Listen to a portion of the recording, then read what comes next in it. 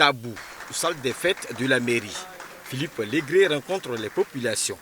Il s'agit pour le ministre-gouverneur de se présenter à elle, de présenter le nouvel outil de développement mis à leur disposition par le chef de l'État Alassane Ouattara, salué ici par le chef des cantons, au nom des populations. Monsieur le Président de la République, quand vous veniez au pouvoir, le Koumen pensait que vous étiez pour nous un loup parmi les brebis. Mais cette pensée a été contrariée par vos actes, Monsieur le Président de la République. En tout cas, je tenais à vous saluer, vous remercier, vous encourager. Que Dieu vous bénisse.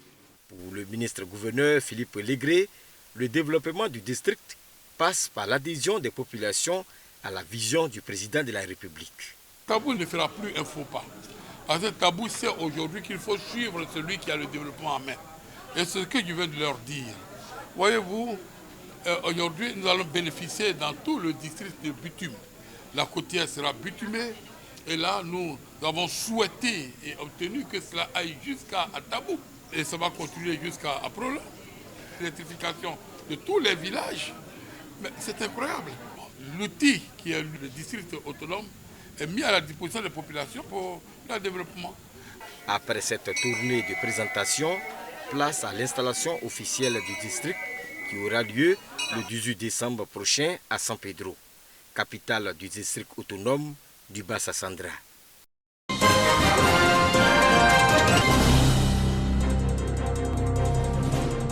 La capitale politique ivoirienne Yamoussoukro sous les étincelles de la célébration des valeurs humaines, un premier gala de distinction des Ivoiriens nouveaux. Il fallait y penser, et cela a raison. Le thème est très important, l'Ivoirien nouveau. Qu'est-ce que dans notre entourage, tous les jours, qu'est-ce que nous faisons, qu'est-ce que nous apportons à la construction d'une Côte d'Ivoire nouvelle? Quels sont les germes que nous plantons pour la naissance d'un Ivoirien nouveau? Célébrer l'Ivoirien nouveau, le pas est alors franchi par l'association des observateurs des médias. Chez nous, celui qui a un prix n'est pas forcément celui qui est le plus médiatisé, le plus connu à la télévision. C'est celui, selon nous, qui a une proximité avec les populations. Quel que soit son niveau, quel que soit son rôle dans la société. Et c'est sur cette base que nous avons fait une enquête.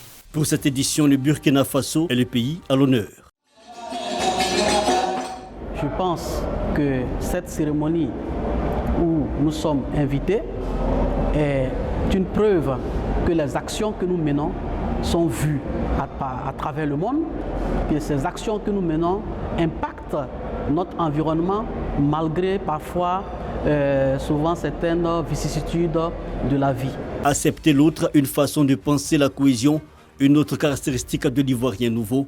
Ils étaient d'ailleurs plus de 200 personnalités identifiées et 38 sélectionnées pour au final 12 trophées pour 6 catégories. Le Grand Prix de l'Ivoirien nouveau 2021 est attribué au mécène de la charité, président de l'ONG Copeda, Yé Moussa.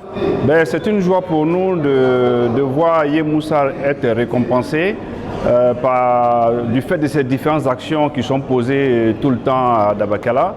Et comme je dis toujours, le mérite doit être reconnu et récompensé. Autre personnalité distinguée, la directrice des journées de l'information de RTI 1, Abiba Dambélé Saoué, comme seconde femme la plus influente de Côte d'Ivoire, le vice-président de l'Assemblée nationale Georges Armand Ouignan, meilleur homme politique de Côte d'Ivoire, tous apprécient la démarche. Je dédie cette distinction bien évidemment à tous les miens, mais surtout au président Laurent Gbagbo, mon référent politique. Et je dois dire que cette réconciliation vraie pour une paix durable, je crois que nous l'avons besoin en Côte d'Ivoire. Cette distinction permet de mettre au grand jour ce que nous faisons de manière discrète tous les jours auprès des populations. C'est donc une très grande soirée aujourd'hui. Une première édition de distinction des Ivoiriens nouveaux, présidée par Eugène Akaouele, président du CESEC, et qui a bénéficié du parrainage du ministre de l'Équipement Amédée Kouakou, qui a obtenu des prix d'honneur. Rappelons le thème de cette première édition de distinction des Ivoiriens nouveaux. Pour une Côte d'Ivoire unie et prospère, changeons de mentalité.